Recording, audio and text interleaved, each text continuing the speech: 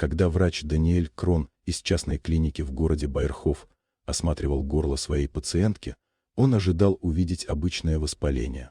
Но то, что он обнаружил, заставило его задержать дыхание.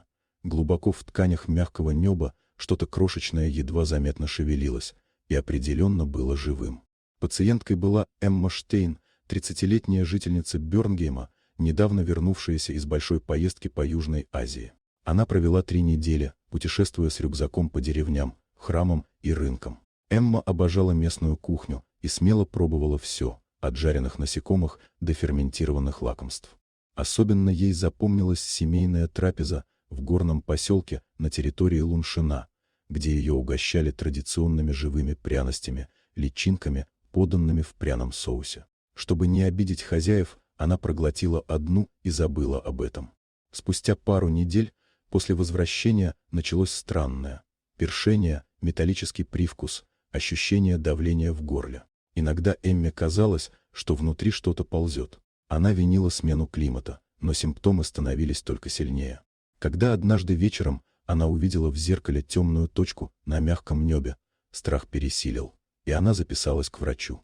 Доктор Крон, вооружившись эндоскопом, аккуратно ввел трубку в рот Эммы. На экране появился увеличенный кусочек ткани и маленькая темная капсула, ритмично шевелящаяся. Это было не образование и не язва. Это был организм. «У вас в горле живое существо», — тихо сказал врач. Эмму в тот момент буквально обдало холодом. Ее срочно направили в крупный центр лор-хирургии. Там специалисты подтвердили, внутри закрепилась личинка неизвестного вида, глубоко внедрившись в мягкие ткани. Чтобы избежать инфекции, требовалась операция.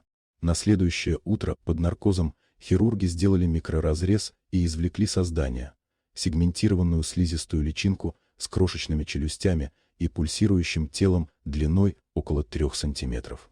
Когда Эмма очнулась, врач сообщил: личинка похожа на редкий тропический паразит, случайно попавший в регион через международные перевозки. По мнению паразитолога, существо проникло в ткань через микросадину во рту, не будучи проглоченным.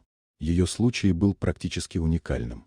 Но психологически пережить это было куда сложнее, чем физически. После выписки Эмму преследовали фантомные ощущения, ночные кошмары, вспышки паники. Каждое покашливание заставляло ее проверять горло.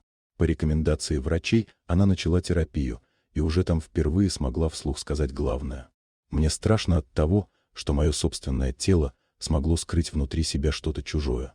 История Эммы стала предупреждением для всех, кто любит дикие поездки и экзотическую еду. Иногда самые яркие впечатления могут привести к последствиям, о которых никто не думает. Главное — слушать свое тело и не игнорировать даже самые странные сигналы.